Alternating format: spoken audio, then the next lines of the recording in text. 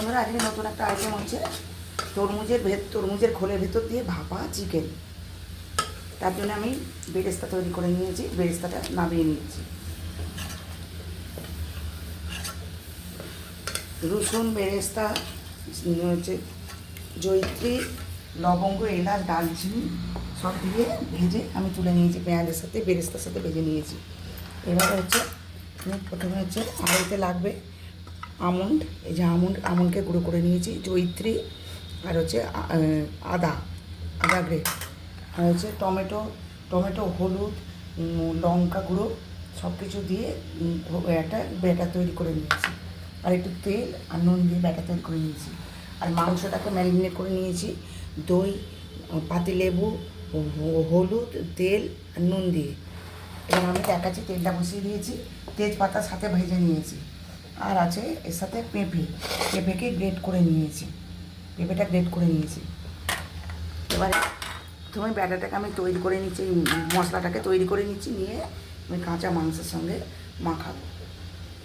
পেঁপেগুলো দিয়ে দিলাম, পেঁপে গ্রেট করে নিয়েছি।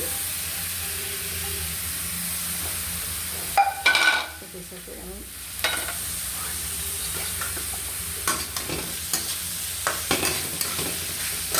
এবার এর সাথে আমি লঙ্কা গুঁড়ো সব দিয়ে ব্যাটার তৈরি করে নিয়েছি, সেই ব্যাটারটা দিয়ে দিলাম। টমেটো সস, লঙ্কা গুঁড়ো, হলুদ, নুন সব কিছু দিয়ে দিয়েছি।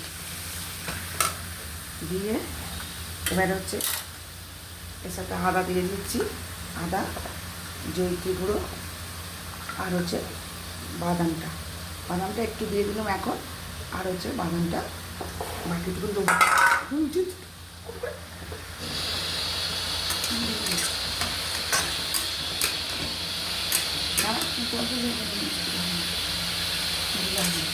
এবার জলটা আমি দিয়ে দিচ্ছি, মাংসটা আমি কাঁচাই রাখবো, মাংসটা কাঁচা থাকবে একদম। এর সাথে মশলা তৈরি করে মাখিয়ে একবারে তরমুজের খোলায় করে দিয়ে বন্ধ করে আমি ভাপাতে দেবো।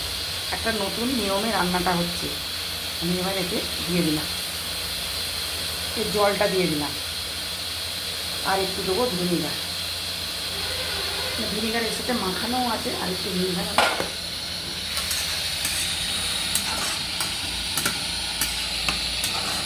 হলুদ দিয়ে মাখানো আছে। আর আমি হলুদও দেবো না, কিছুই দেবো না। এবার কিছু কাঁচা লঙ্কা দেবো, গুঁড়ো লঙ্কা দেওয়া হয়েছে, সব দেওয়া হয়ে গেছে।